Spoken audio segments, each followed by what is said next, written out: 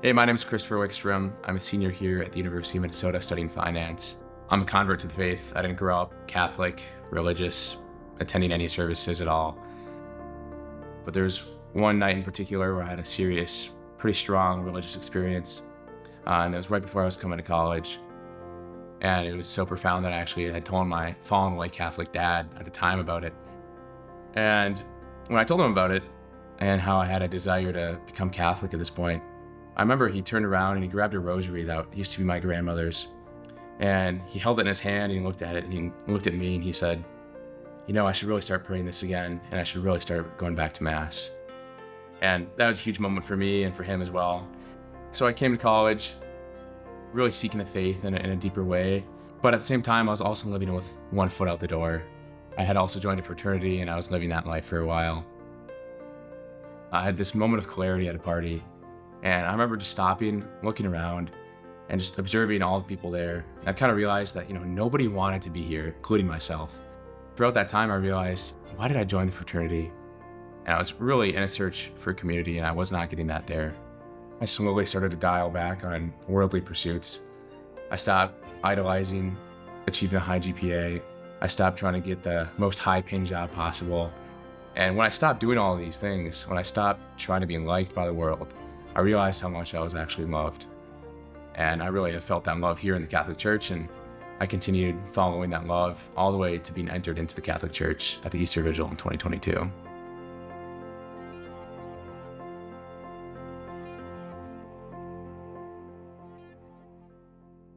As part of entering into the Catholic Church, I received many confirmation gifts, and one of those gifts was a rosary. And the rosary after that moment became strong devotional for me. It's impacted my own spiritual life so much. It was the first thing I really learned how to pray, and the first thing I really kept praying consistently. And it meant so much to me in my own life that I wanted to share this joy with others. And so one day I met with Father Jake and I told him, Father, is there any way that we could get a rosary here started at St. Lawrence, like weekly? And when I told him that, he said, I had the same thought this morning. And so at that moment, I knew the Holy Spirit really approved of, this rosary ministry that I was wanting to take part in. A few weeks later, we started having a weekly rosary at St. Lawrence, and we've been keeping that up for about 2 years now. That summer after the rosary started, I was living in a rectory, and I was meeting a lot of parishioners at this parish I was at, and I kind of realized, not a lot of people have rosaries. And I thought, a rosary is one of those things that I think every Catholic should have. So I was like, what's the best way I could get somebody to pray a rosary? And the thought came into my mind that I should just make them.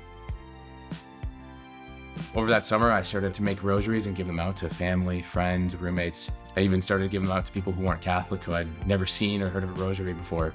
And my goal when I started out was to get somebody to pray the rosary once, but that has slowly changed over time. As I've made rosaries and I've gotten them blessed, I've heard many different types of blessings and prayers.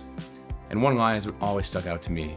There was one priest in particular who, when he was blessing the rosaries, he said, "May all who look upon this rosary be filled with heavenly grace and be conformed to Christ."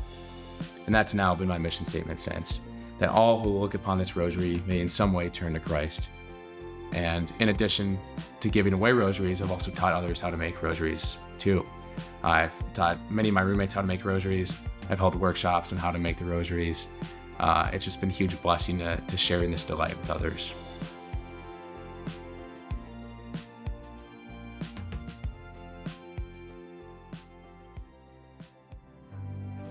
It goes without saying that I would not be the person I am today, and I would not have had the conversion I had without St. Lawrence Catholic Church and all the people here. I spent so much of my time chasing after things, trying to be liked, trying to earn love, only to receive it freely here by every single person.